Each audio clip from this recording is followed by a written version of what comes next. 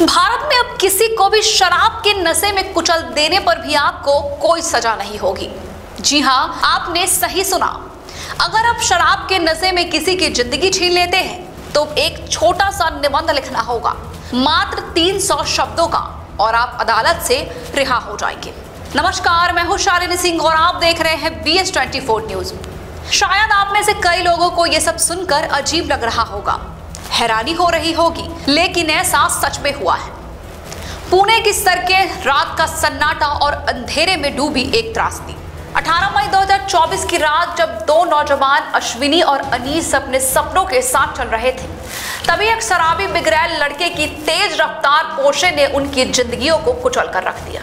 खून सड़कों पर बहा, लेकिन आज 1 साल बाद भी जख्म हरे हैं।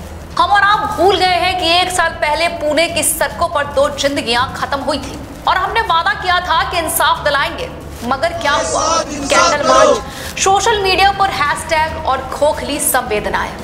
फिर 2-4 दिन बाद सब शांत। हमारी यही भूलने की आदत ने अपराधियों को निडर और सिस्टम को बेपरवाह बना दिया है। तो चलिए सबसे पहले आपको बताते हैं कि क्या था पूरा मामला।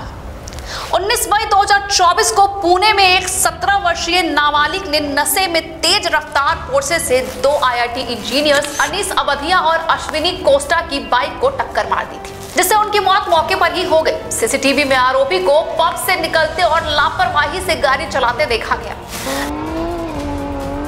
जांच में पता चला कि उसने शराब पी थी, लेकिन उसके ब्लड के सैंपल को उसी की मां से बदल दिया गया, जिसमें ससून अस्पताल के डॉक्टर और कर्मचारी शामिल थे। जुवेनाइल जस्टिस बोर्ड ने शुरुआत में उसे 300 शब्दों के निबंध की शर्त पर जमानत दे दी, जिसे जनता ने पिज्जा बर्गर जमानत कहा।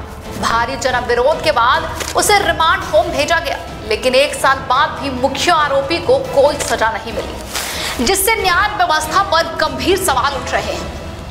17 साल का नशे में धुत लड़का, बिना नंबर प्लेट की गाड़ी, 150 किलोमीटर प्रति घंटे की रफ्तार, उसने 2 मासूम को कुचला। और सजा 15 दिन ट्रैफिक नियम सीखो, 300 शब्दों का निबंध लिखो। मानो यह सजा नहीं, स्कूल का होमवर्क हो। वेदांत को जमानत मिली, वो आज भी बेखौफ घूम रहा है, लेकिन अश्विनी और अनीस वो मरकर भी इंसाफ के लिए भटक रहे हैं।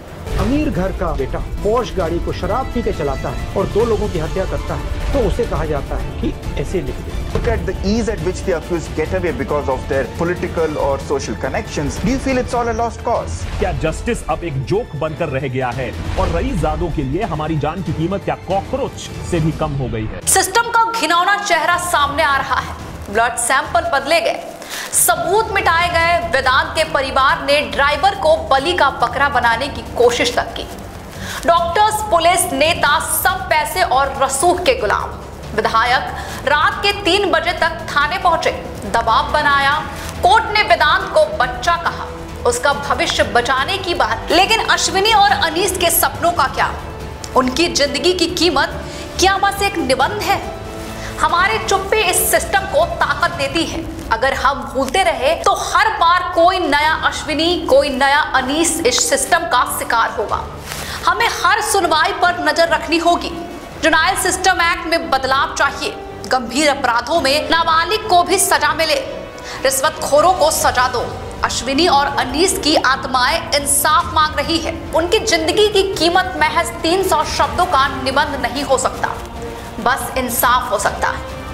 तो चलिए आज हम वादा करते हैं कि ये लड़ाई तब तक जारी रहेगी जब तक अनीश और अश्विनी को इंसाफ नहीं मिलता।